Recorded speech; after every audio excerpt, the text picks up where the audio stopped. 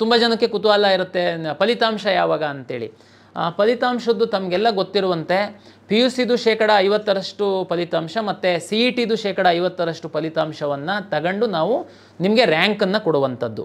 ತಮಗೆಲ್ಲ ಗೊತ್ತಿರುವಂತೆ P U ಸಿದು ಮೊದಲ ಪರೀಕ್ಷೆಯ ಫಲಿತಾಂಶ ಬಂದಿದೆ, ಎರಡನೇ ಪರೀಕ್ಷೆಯ ಫಲಿತಾಂಶ ಬರಬೇಕು, ಜೊತೆಗೆ CBSE ಬೋರ್ಡು ಮತ್ತು ICSE ಬೋರ್ಡಿನ ಫಲಿತಾಂಶ ಬರಬೇಕು, ಜೊತೆಗೆ ಅಗ್ರಿಕಲ್ಚರ್ ರ್ಯಾಂಕ್ ಕೊಡಬೇಕು ನಾವು ಅಂತಂದರೆ ಅಗ್ರಿಕಲ್ಚರ್ ಕೋಟಾ ಕ್ಲೈಮ್ ಮಾಡಿರುವಂತಹ ವಿದ್ಯಾರ್ಥಿಗಳಿಗೆ ಅಗ್ರಿಕಲ್ಚರ್ ಪ್ರಾಕ್ಟಿಕಲ್ ಪರೀಕ್ಷೆ ಮಾಡಿ ಅವರು ನಮಗೆ ಒಂದು ಫಲಿತಾಂಶವನ್ನು ಕೊಡಬೇಕು. ಅವರು ಮುಂದಿನ ತಿಂಗಳು 15ನೇ ತಾರೀಕು ನಮಗೆ ಡಾಟಾ ಕೊಡ್ತಾರೆ.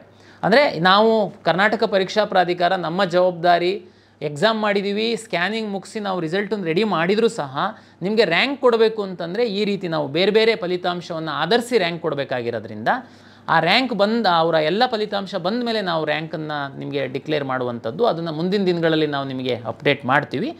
ಸದ್ಯಕ್ಕೆ ನೀಟ್ ಪರೀಕ್ಷೆಗೆ ಸಿದ್ಧತೆ ನಡೆಸಿ 5ನೇ ತಾರೀಕಿಂದ ನಮ್ಮ ದಾಖಲೆ ಪರಿಶೀಲನೆಗೆ ಯಾರು ಮಾಡಿಸಿಲ್ಲ ಅವರು ತಾವು ಹಾಜರಾಗಿ, ಯಾರು ಎ ಕ್ಲಾಸಲ್ಲಿ ಅರ್ಜಿ ಸಲ್ಲಿಸಿ ಪ್ರಾಚಾರ್ಯರ ಹತ್ರ ದಾಖಲೆಗಳನ್ನ ಪರಿಶೀಲನೆ ಮಾಡಿಲ್ಲ ದಯಮಾಡಿ ಅವರು ದಾಖಲೆಗಳನ್ನ ಪರಿಶೀಲನೆ ಮಾಡ್ಕೊಳ್ಳಿ.